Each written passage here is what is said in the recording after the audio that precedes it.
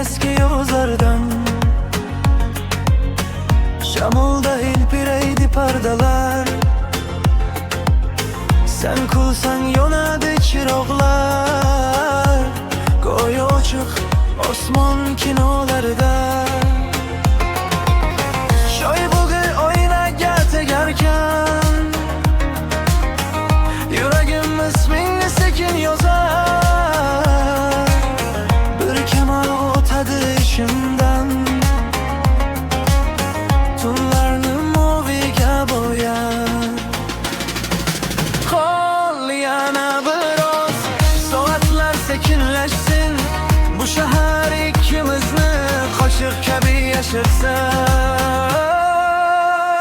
Ketma yana biroz qol, nollarda isming bor. Plastinka kabi aylanar ishimdagi eski ishqlar. Sen bo'lsang ko'chalar yoz oqshomiga aylanar. Bir nigohingning o'zi dunyoni qayta uyg'otar.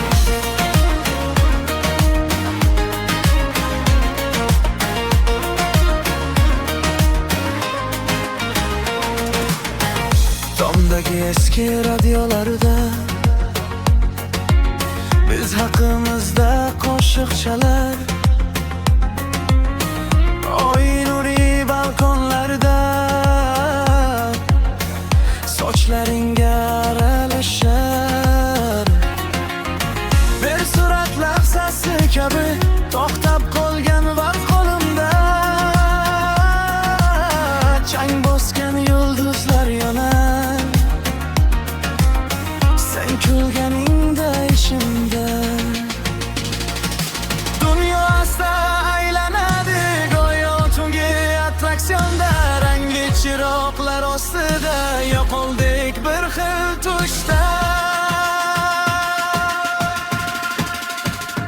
Ketma yana biroz qol, butun uzoq davom etsin.